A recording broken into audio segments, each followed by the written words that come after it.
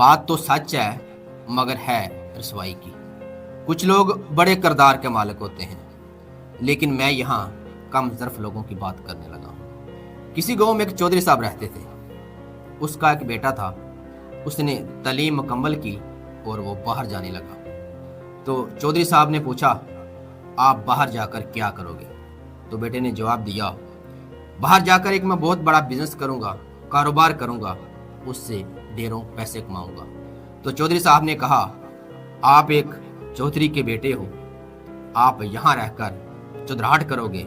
चुदराहट से बड़ा और कोई कारोबार नहीं है और कोई बिजनेस नहीं है। जितना फ़ायदा, जितना प्रॉफिट इसमें है और किसी कारोबार में नहीं है। बेटा हैरान हुआ और पूछा, वो कैसे?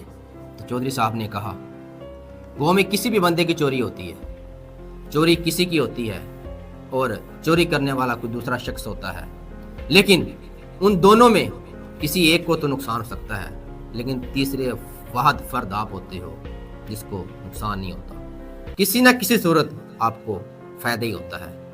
किसी की भी लड़ाई होती है, मार खाने वाला कोई होता है और मारने वाला कोई होता है, लेकिन उन दोनों में किसी एक को नुकसान हो सकता है, लेकिन वाहद आप तीसरे फर्द होते हो। किसी न किसी सूरत फायदा लाजमी होता है, इसमें नुकसान कभी नहीं होता। लड़के ने सुना तो बेटे ने फिर दोबारा पूछा, अगर चौधरी साहब लड़ाइयाँ होना बंद हो गई, चोरी होना बंद हो गई, तो फिर हम तो भूखे मर जाएंगे। तो चौधरी साहब ने कहा, फिर तुम्हारी अकल, तुम्हारी समझ और तुम्हारी इतनी तालीम कहाँ काम आएगी?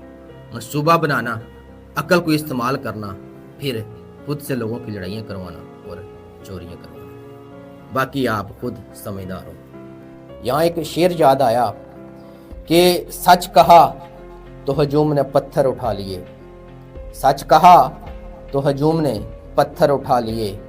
मैं मुस्कराया कि हक की पहचान यही है।